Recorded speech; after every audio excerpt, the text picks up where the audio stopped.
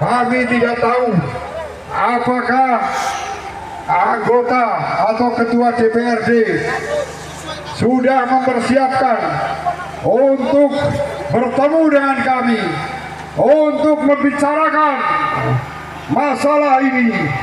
Jangan anggap enteng, jangan anggap sepele penegakan odol. Dampaknya sangat luas sekali.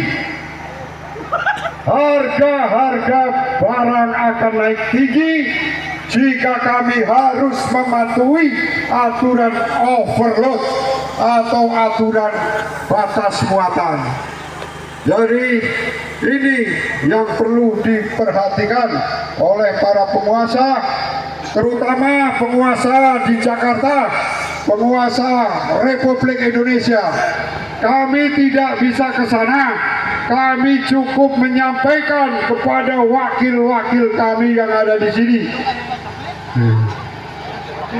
Kepada Bupati Banjarnegara untuk kemudian meneruskan suara kami, meneruskan aspirasi kami kepada penguasa di negeri ini. Kita perlu duduk bersama, kita perlu bahas secara seksama menyangkut aturan odol yang ada di Indonesia. Aturan batas muatan ini sudah ditetapkan puluhan tahun yang lalu, sejak zaman Bahola, ketika truk mesin semakin kuat, komponen yang lain semakin kuat. Kenapa aturan batas muatan tidak ditingkatkan sesuai dengan konstruksi kendaraan saat ini?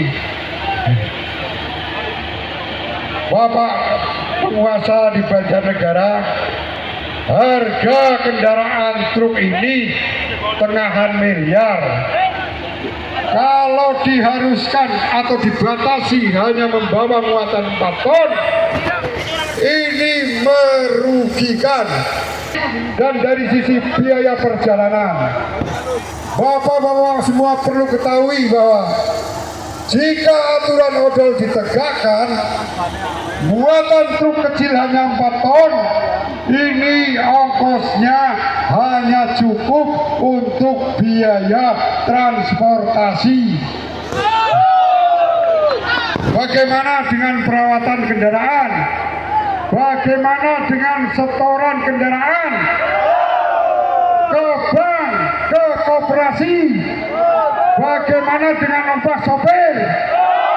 Bagaimana dengan kelangsungan hidup keluarga para sopir di Indonesia? Kalau para penguasa tutup mata, kami juga bisa tutup mata.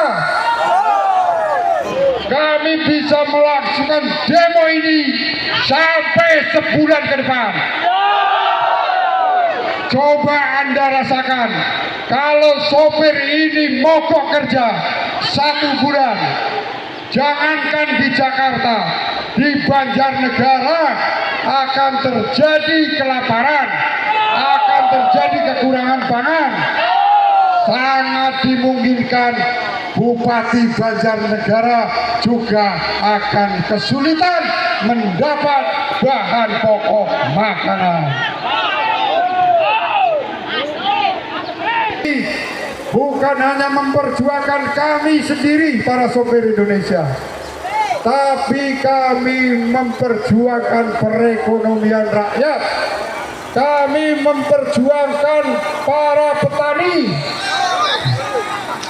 Sebab jika aturan odol kami patuhi, ongkos transportasi naik tinggi, sangat dimungkinkan pedagang akan membeli hasil tani dengan harga yang rendah. Apakah ini tidak merugikan para petani? Apakah ini tidak menyengsarakan para petani? Maka bukalah mata hati para penguasa di negeri ini.